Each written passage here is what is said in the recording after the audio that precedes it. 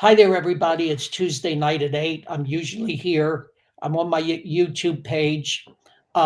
This is also going to be picked up on Facebook and on my LinkedIn page.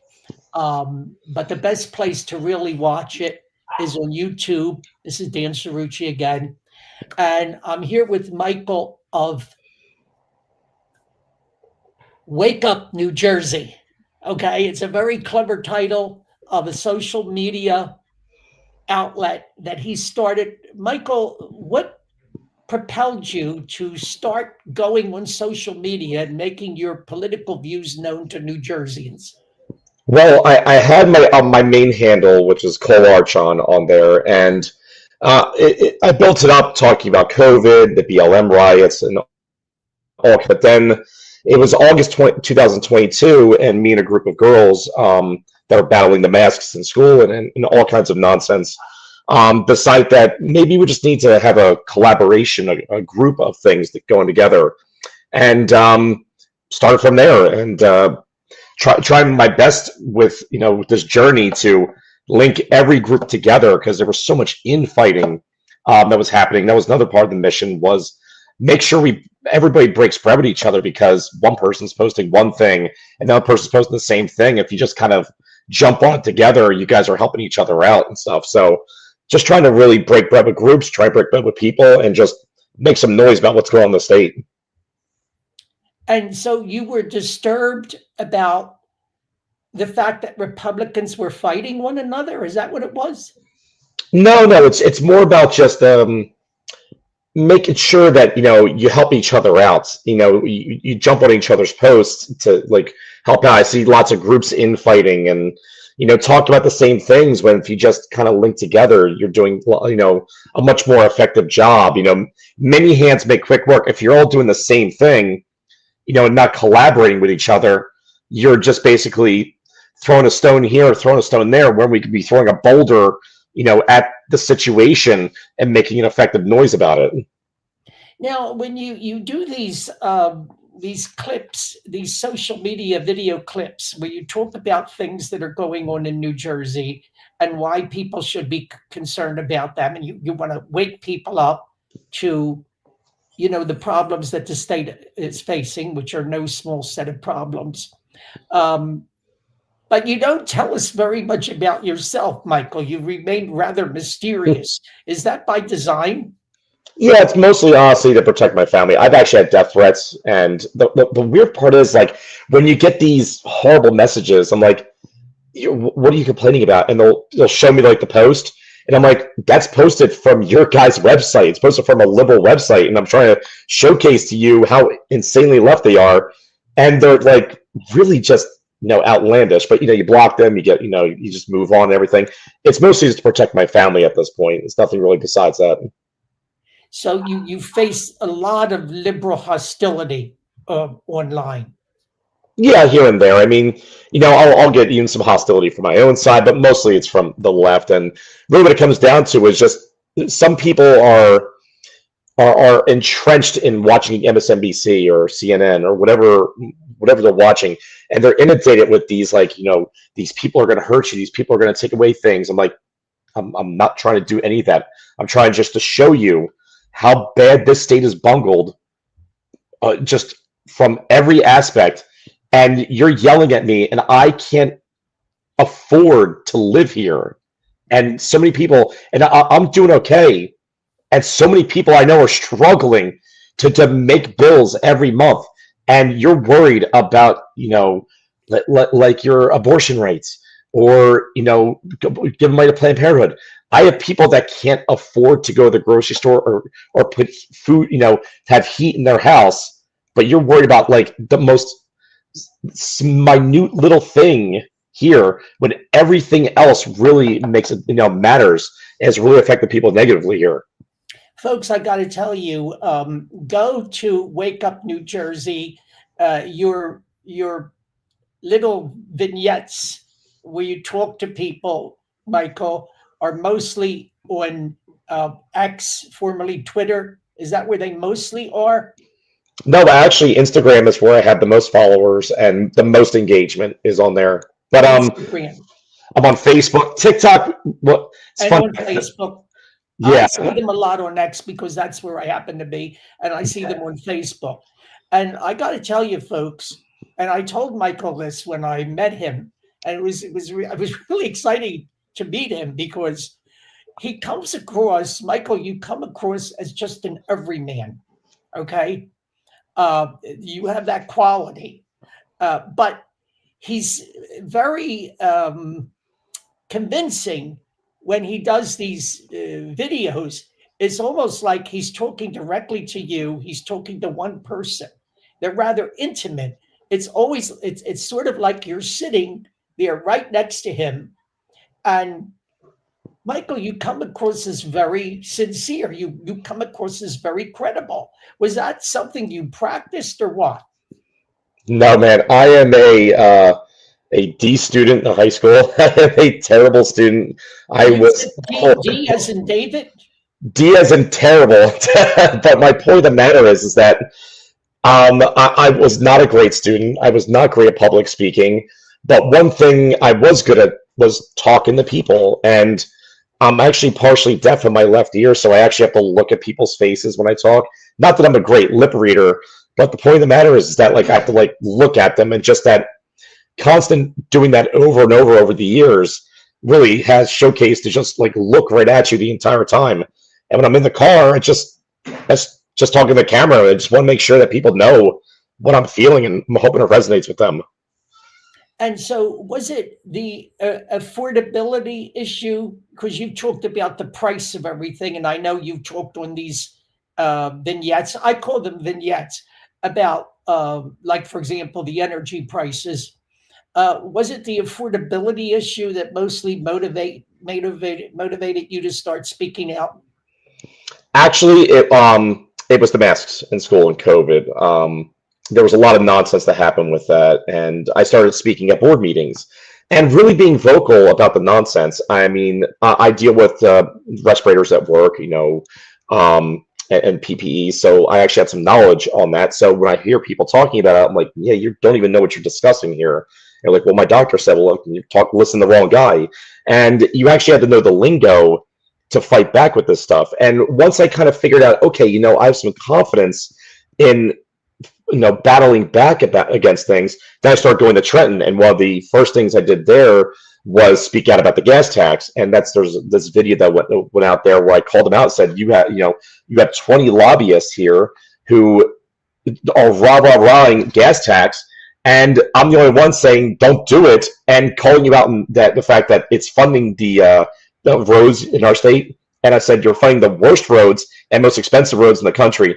And they were like freaking out because it's like they never heard anybody like talk back to them before there. And I love that because I got so many people commenting to me. It's like, thank you for doing it. I was like, great. Like that's something like just showcasing you can do this. Like these people, they need to be told what's wrong. And they know if you're never told what's wrong, or people think it's all honky dory, people are just going to keep going along with it. So you got to call them out on their BS every chance they get. Michael, this is what I've found over the years as someone who has always spoken out, and sometimes spoken out of turn and gotten into trouble with my big mouth, is that I say, this is a terrible thing to say, Michael, but I say the world is full of cowards, because everybody they ask me to speak out. They commend me when I speak out. But often these very same people won't speak out themselves. Have you found that to be the case? I don't really think about that, honestly. What I see is this. I hope with what I'm doing and with these videos and speaking at boards and recording things at Trenton to show you everyday dude taking off work from his construction job to speak out, because it's important to make sure we're vocal. And I'm not telling people to go to Trenton. It's difficult to go there and speak. But don't be afraid to talk to your neighbors. Put a bumper sticker on your car. Wear a T-shirt. Send a message to somebody. Hey, listen, did you see this? All these things are effective tools of speaking out and speaking up. Not everybody's a great public speaker. I said, wear a hat that says, I love New Jersey and want to see it great again. All these little things are just making your voice heard in your own way. And I think that's what's most important. Do by you. Don't emulate what somebody else is doing. Do what's comfortable for you. Sometimes step outside your comfort zone, but make sure you're always effectively sending a message to somebody in your own way. So you don't have to actually speak. You can show your sentiment in other ways, whatever works for you. But what you're saying is declare yourself. I don't say declare yourself. I don't think you need to do that. I think you just have to have the confidence to say, I don't want to be silenced. You want to say declare. I say just when you get to the point, for example, where you are scared to speak your mind, effectively, your First Amendment right is subdued at that point. You should never be afraid to speak your mind. And I will say that to liberals, I will say to Democrats, I will say to progressives and Republicans. No one should be silencing your voice, but your words have weight. Always remember that. You can't just, you could say something, but just know that might have ramifications to your actions. But never be afraid to speak up for what you believe in. Did you always have this characteristic, Michael, that you were unafraid to speak out and speak your mind, or was this something that developed over time? I think I've always had like this rebel personality where when I hear some BS, I just can't let it go. And especially when it lingers on and on and on. And sometimes I like letting people just kind of fall trip over themselves with it. But I think, when I see something wrong, I just have to speak out against it and just call out the nonsense. And if I'm wrong, I'm wrong. I will look up and admit it. But most times when I hear something, pretty much most of the time, I can say, I have confidence to speak about this.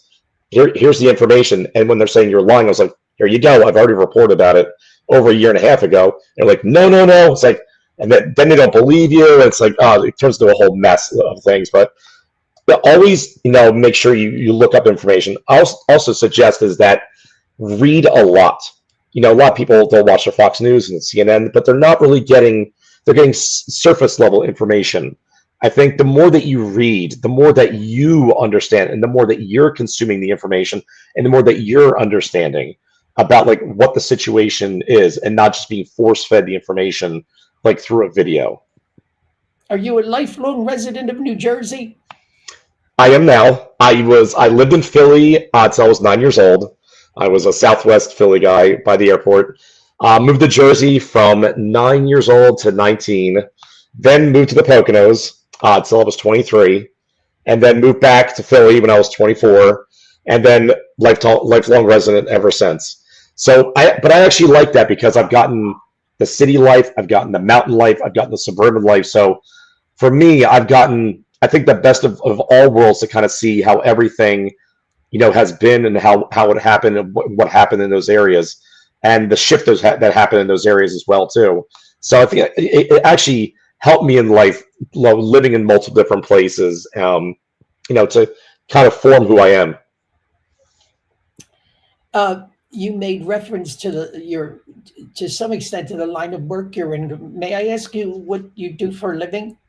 I'm a union construction worker. Oh, he's a union member. Do you get a lot of pushback from the union guys, Michael? In 2008, I will tell you, I was the minority. I was somebody that was definitely alone. And I don't think I was alone in the sense that nobody was Republican. I think they were just very silent. And I noticed that there was a shift in 2016 with Trump, and then a big shift with COVID. A lot of people saw the unaffordability of things, and eyes have woken to a lot of stuff. And I will tell you that the majority of union members I deal with and interact with lean Republican now. And I even see this election here in New Jersey have shifted from Democrat to Republican because of Phil Murphy and the damage that he's done to the state. So overwhelmingly, I think a lot more Republicans than Democrats in the unions now. Do you think that people understand, Michael, that electing Mikey, I don't know where she got this name, Mikey, but electing Mikey Sherrill would in effect be a third term of Phil Murphy? Do you think people understand that? I think people on our side understand that. I think even if you talk to independents and moderate Democrats, I think they understand that too. But moderate Democrats, the ones that are voting for her, think that's a good thing.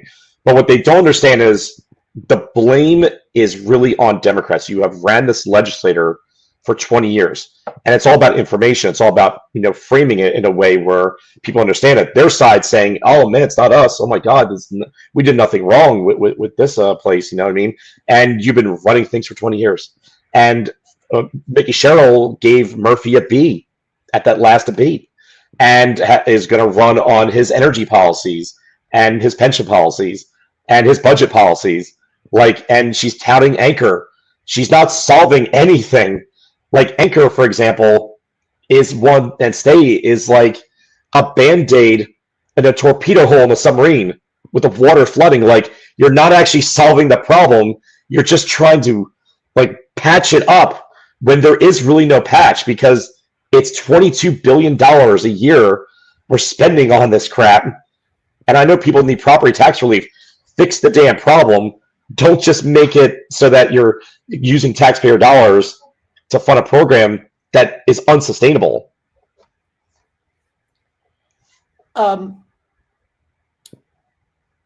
What's your assessment now of where the campaign stands right now with 2 weeks to go before Election Day? I think I don't really take stock in a lot of polls. I mean, I'll report them, but I really think the polls are just wildly out of control. I think the enthusiasm is very much there for us. They're enthused on the other side as well. But compared to 2021, I see a lot more engagement, especially on social media, and especially when I go out to rallies and talking to people. When I look at, for example, Mickey Sherrill has an advantage for mail-in ballots right now, but that's understandable considering that's where most of the bread and butter for Democrats is. When early voting comes out, we're going to see very interesting numbers from the Republicans and independents. Independents is what really I'm focusing on here. I think we're going to have massive turnout for Republicans. Don't know the percentage. I'm hoping it's high. But if independents turn out in force, along with Republicans, you not only win the governorship here in Jersey, you're going to flip a lot of assembly seats. I mean, pie in the sky is flip the assembly, hoping for that. I'm looking to pick up 8 to 10. And that really scares the Democrats and doesn't give them the 3/5 majority, which can change our Constitution, for example, now. Obviously, if you don't have a Republican governor, it doesn't make a difference anyway. But we want them to see, listen, the ship is going on here. This is not a stronghold for you anymore, like you thought. And then we'll see what happens from there. But I am overtly positive. We will see election night, obviously. But I think for me, it's if we turn out in mass, we win the election. That's flat out. Where did your interest in politics begin, Michael? I think it was the Hanging Chads in 2000. You know when Al Gore and Bush, and they had that Florida, and everybody was they were counting those little chips, and it got me kind of interested in politics there. But I mean, I think it was Obama in 2008 when we're talking about windfall profits and different things that were just did not make any sense for that candidate. And I wasn't a big McCain fan at that time, but I think really more vocal, obviously, when Trump. That something about that escalator, him coming down, really just was almost profound. You couldn't explain it. It's just something just so surreal to see. And I think it was a page was turned where it wasn't the same old politician. It wasn't the same old politics. Not just I'm a robot. Here's my talking points. It was no, you're full of. Can I curse here, by the way? No, you're full of crap, and I'm not going to take your stuff anymore, and I'm going to call you out. And that's really what made a lot of people really enthused, was that freshness. And I think that freshness needs to come back to the Republican Party as well too. And I'm hoping more and more do that over these years. But that's really what got me involved, was subsequently those events. But I think it's just calling out the nonsense in 2008 and really from there on. Folks, we are live on YouTube, and I'm going to put this up on Facebook on my Facebook page. I'll put it for public dissemination. So, Michael, you will be able to share it on Facebook. I'm also going to put it on a link to YouTube on X, and it's also going to be on LinkedIn, and it's also going to be on my website at dancerucci.com. I invite you to share this with your followers so that they can learn more about you. The next thing I wanted to ask you was, I think, Michael, what you were touching upon when you were talking about Trump coming down the escalator is you were touching upon the authenticity factor, okay? The fact that he seemed authentic, he seemed real, he wasn't produced by handlers, he wasn't mouthing talking points. He said unexpected things, surprising things, and he seemed spontaneous and real. And I think that attracted a lot of people. Is that what you found attractive? Yeah. I mean, when you look at like a regular politician and they're just reading from a script, for example, it's boring. I'm sorry to say that. It's really boring. I like it when I see these things and I see my Republicans getting angry and yelling and calling them out in numbers and really sticking it to them because that's genuine, that's real. I love my politicians when they curse because like that's real. That is not Real language. Don't be afraid. Don't drop an F-bomb. But I mean, like, it's okay to drop the occasional swear word. Yeah, People but Trump does drop the F-bomb. I know, but my point of the matter is that like just be genuine, be you, be real. Don't be an alternate version of yourself. If your alternate version is that you're wooden and boring, then I'm sorry, it's your personality. But like, I just be you, be genuine. I had an interview with Paul Kenitra a few weeks ago. I think it's up on the Assembly GOP website, and we just had a raw interview, just talking back and forth about things, and he was very genuine. And I want to just hopefully do more of those and show that politicians aren't these vessels, that they are people that live here and Right. love here, and hopefully can showcase that more, that our politicians can be more. I've had one of these chats with Paul, and I've known Paul for quite a while, and he does come across as very authentic, spontaneous, very warm, okay, very engaging. He just has that quality. I see him as a rising star in New Jersey politics. So is that what? So these elections going back to 2000, were you always a Republican, or did you become more Republican like in 2000 and 2008, and then with Trump?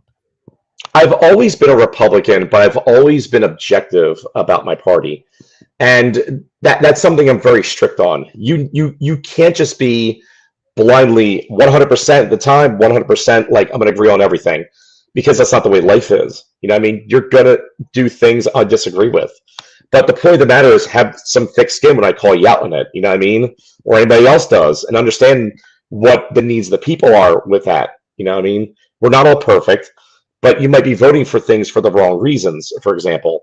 And for me, I guess I am Republican with just, making sure you stay objective of what your party's doing. Also keep them in check, because you want to make sure you're not going to do some dumb crap that's really going to hurt you guys. You know what I mean? And just go from there. Have you gotten a good reception, a good reaction from the established Republican Party of New Jersey? I would say yes. I would say that I've worked with the NJGOP on their social media handle, kind of helping them out, get some better content out there. I've worked with county GOPs and really been helping them out as best I can with the time constraints I have. Talking to Assembly and Senate members, and just seeing their encouragement has been really, uplifting. And I think definitely yes. I mean, I've gotten some pushback from people that maybe say, maybe don't do this. And I'm like, I'm not beholden to you.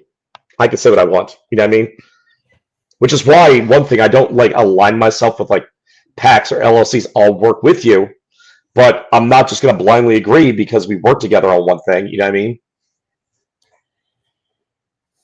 Yeah, I want to make this observation that this is reflective. What we're seeing here with Michael is reflective of the huge impact of social media and the effect that it has had on politics, which cannot be underestimated. It's just changed everything. And I think that President Trump saw this very, very early on. He's always been very media savvy, Hmm. always been interested in the media, fascinated with it. Of course, he became a media star in his own right. He became a television star. But long before that, he was very good at using the media of the moment, of the time. He's always had a very good sense of where the media was going. And I think a lot of people in politics, especially people who were entrenched, okay, and there are a lot of them that are entrenched in the political world, as we know, just didn't see this quantum change coming that would allow people like Michael to become media personalities and influencers in a sense. Do you regard yourself as an influencer, Michael? No. And people say that, and they'll say like, you're somebody that's, no, sticking up for the little guy. That's what I want. I want to stick up for that one person that's watching my video, that hopefully it resonates you to want to make a difference. And I'm not too sure if that's an influencer. I think more about like lines of more of like a motivational speaker to an extent. I just want people to love this state as much as I do and want to save it and make a difference and flip it red and fix it for the better. And I don't really consider that an influencer. I consider that somebody that just wants you to, I wouldn't say want to do more. I just want you to just understand the passion here and maybe just do a little bit. And many hands make quick work. So I don't really consider myself an influencer. If people want to say that, that's on them. But I don't really consider myself that. So you didn't set out to be an influencer. No. I mean, as I said, I was a terrible student. I was just a construction worker, and I just started making videos in my car. They were very cursy at first, but then like once I really started like looking up information, that really helped out my handle and just showcasing people. Hey, listen, have you seen this bill? Have you seen what they're pushing here in this committee? Have you seen what they're doing in your board of education right here? All these things have led to where I'm at right now. As I just said, it's just looking up information. I'm not too sure if I call that influencer. I don't even know what to even call that, honestly. So our friend Matt Rooney helped you by calling attention to things that maybe you want to be talking about. What do you mean about Matt Rooney? I'm sorry. What do you mean? Didn't you mention Matt Rooney? We just did a rally together. He's one of those people that I work with, along with many other groups.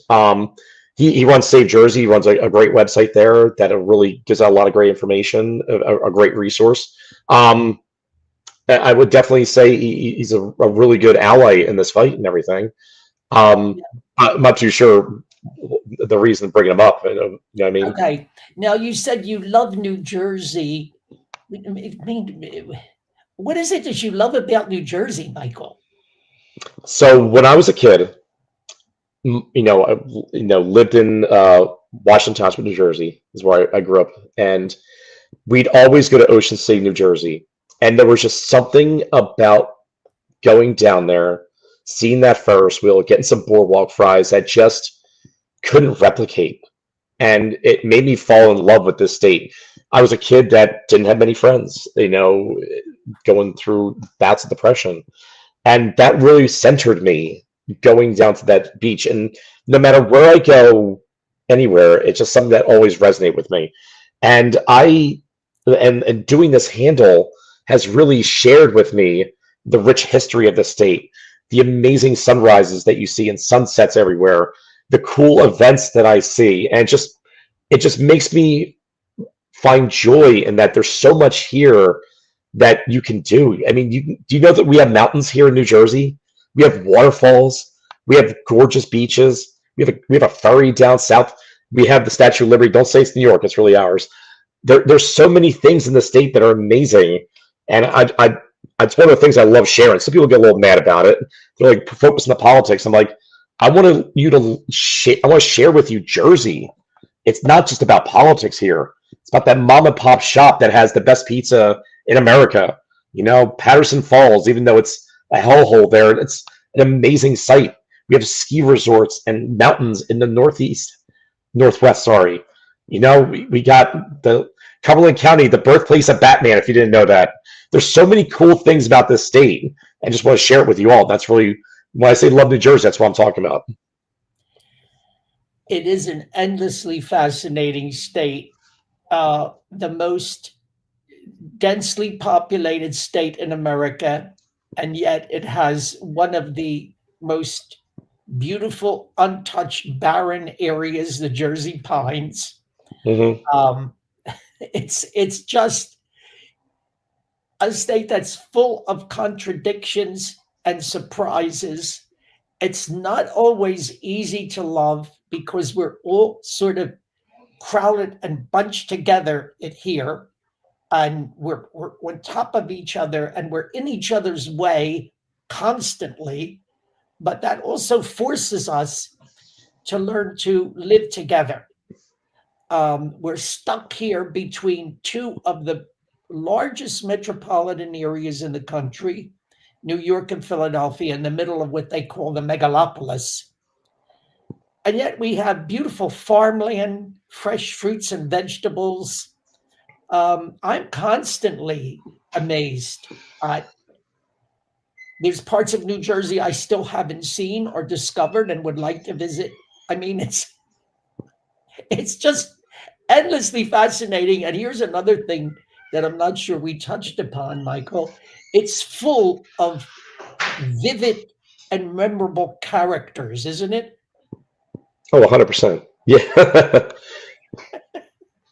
I mean, I didn't know when I was doing this handle that like Shaquille O'Neal and like Whitney Houston and like Bruce Willis, you know, there were so many like celebrities that came from Jersey, and like so many awesome bands from here as well, like Fountains of Wayne or like My Chemical Romance. And there's great concert venues. You know, you have, as I mentioned, like beautiful beaches. I mean, I didn't know how many beach towns there were until I started doing this handle as well. Like we were fighting the offshore wind stuff and went to like Asbury Park, which has great food trucks, by the way. The town's a hellhole as far as like liberals go. But as far as like, you know, food trucks, oh my God, they are fantastic there. I gave them great shout outs. They had this one cart there and they had like these chicken fingers and they were fantastic.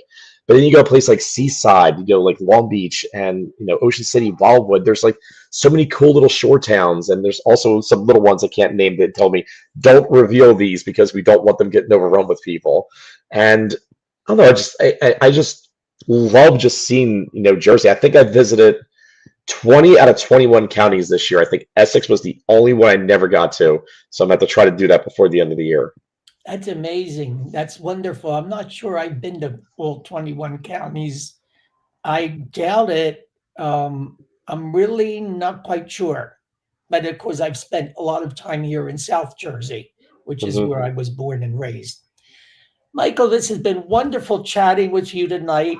Like I said, I'm going to be putting this chat up on dancerucci.com. It'll be on Facebook. It'll be on LinkedIn. I will link to it on X, formerly Twitter, and it will be on my YouTube channel where it is right now.